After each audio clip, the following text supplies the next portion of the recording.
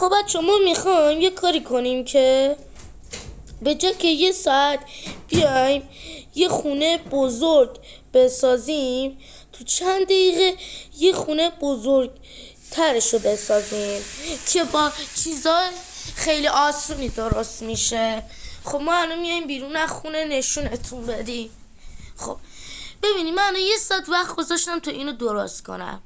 خب حالا بچه ها ما به جای اینکه اینو درست کنیم میتونیم بیایم بغلش و با یه دونه آب و آتیش و سنگ با میتونیم ورش داریم و به جای که یه ساعت طولش بدیم اینا رو درست کنیم. حالا ببینیم من چجوری درست میکنم.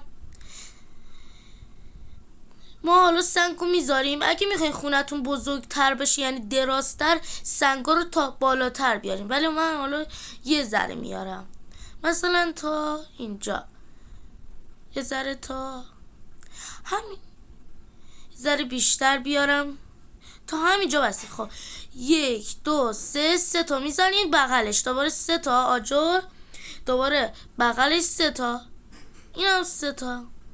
خب بچه ها این بغلش رو 2 تا میزنین، بغل اون یکیش رو جلوش رو یکی 2 1 2 1 و خیلی آسونه. خب اگه میخوایم با دوستاتون آنلاین بازی کنین این بهترین کاره که به جایی که با دوستتون یه گنده بسازی خونه دراز، اینو بسازین.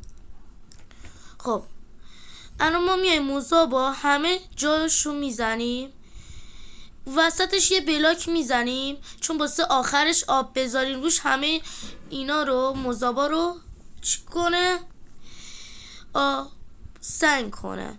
خب وقتی ما مذاب میاد این پایین ما باید آبو بزنیم و تمامشون سنگ میشه و دوباره آجر رو بین همون آجری که آب گذاشتیم میزنیم و تموم. ما یه خونه دراز گنده داریم. برای من تو چند دقیقه میتونم یه خونه قشنگ بسازم. و الان یه ذره صبر کنین تا مذابا بیان.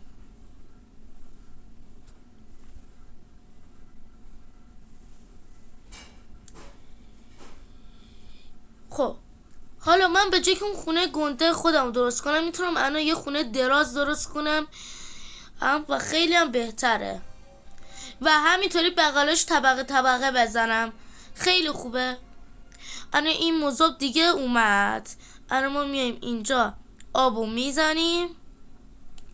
حالا دیدین کلی آجر برداشت و آبم که دیگه داره میاد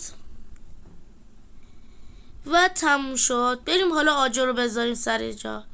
خب الان ببینین ما الان یه خونه قشنگ و دراز داریم که میتونیم توش طبقه طبقه بکنیم.